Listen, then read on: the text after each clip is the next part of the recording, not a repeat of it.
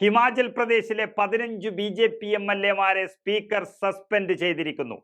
പച്ചയായ കുതിരക്കച്ചവടത്തിലൂടെ ഒരു ജനാധിപത്യ സർക്കാരിനെ അട്ടിമറിക്കാനുള്ള നീക്കം ഹിമാചൽ പ്രദേശിൽ വലിയ രാഷ്ട്രീയ നാടകങ്ങൾക്കാണ് സാക്ഷ്യം വഹിക്കുന്നത്.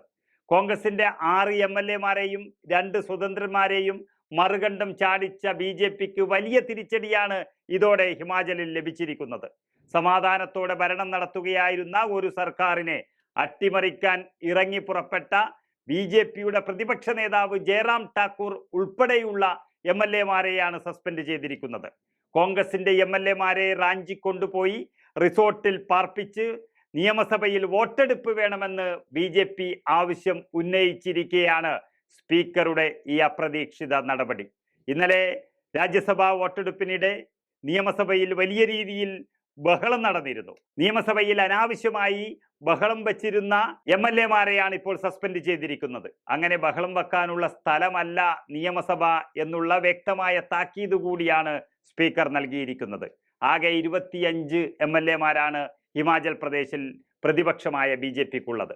അതിൽ 15 പേരെ സസ്പെൻഡ് ചെയ്തതോടെ BJPയുടെ അംഗസംഖ്യ ഇപ്പോൾ 10 മാറിയിരിക്കുന്നു. അടിക്ക് തിരിച്ചടി നൽകിയ കോൺഗ്രസിന്റെ ഈ നീക്കത്തിൽ അന്തം വിട്ടു നിൽക്കുകയാണ് BJP നേതൃത്വം. കോൺഗ്രസ് MLA-മാരെ ചാക്കിട്ട് പിടിച്ചതിന് ശേഷം രാജ്ഭവനിലെത്തി ഗവർണർ ശിവപ്രതാപ് ശുക്ലയെ കണ്ട BJP MLA-മാർ ബജറ്റിൽ വോട്ടെടുപ്പ് നടത്തണമെന്ന് ആവശ്യപ്പെട്ടതായാണ് അറിയുന്നത്. മുതിർന്ന BJP നേതാവും സംസ്ഥാന പ്രതിപക്ഷ നേതാവുമായ ജയറാം ഠാക്കൂർ രാജ്ഭവനിൽ ഗവർണർ ശുക്ലയുമായി കൂടിക്കാഴ്ച നടത്തുകയും ചെയ്തു. ഇതുമായി ബന്ധപ്പെട്ട് അങ്ങനെ സുഖ്വീന്ദർ സുഖുവിനെ ഭരിക്കാനുള്ള ജനവിധി നഷ്ടപ്പെട്ടുവെന്ന് അവകാശപ്പെട്ടുകൊണ്ട് BJP ഒരു വിശ്വാസ വോട്ടെടുപ്പിന് ആരംഭിച്ചിരിക്കുകയാണ് ഈ നടപടി വന്നിരിക്കുന്നത്. അങ്ങനെ BJP MLA-മാരും ഗവർണറും ചേർന്ന് വലിയൊരു കുതിരക്കച്ചവടവും അട്ടിമറിക്കലും നടത്താൻ പദ്ധതി തയ്യാറാക്കി വരുന്നതിനിടയിലാണ് ഈ കനത്ത തിരിച്ചടി നൽകിക്കൊണ്ട് സസ്പെൻഷൻ വന്നിരിക്കുന്നത് MLA-മാർക്ക്.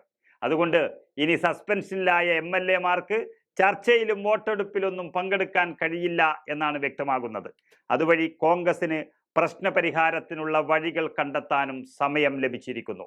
ഹിമാചലിൽ സർക്കാരിനെ നിലനിർത്താൻ കോൺഗ്രസും തീവ്ര ശ്രമം അങ്ങനെ തുടങ്ങിക്കഴിഞ്ഞു. മുഖ്യമന്ത്രി സുഖ്വീന്ദർ സുഖു ഹോട്ടൽ സിസിലിയിലെത്തി മുതിർന്ന കോൺഗ്രസ് നേതാക്കളായ രാജീവ് ശുക്ല, ഭൂപേഷ് ബാഗൽ, DK ശിവകുമാർ എന്നിവരെ കാണുകയാണ്.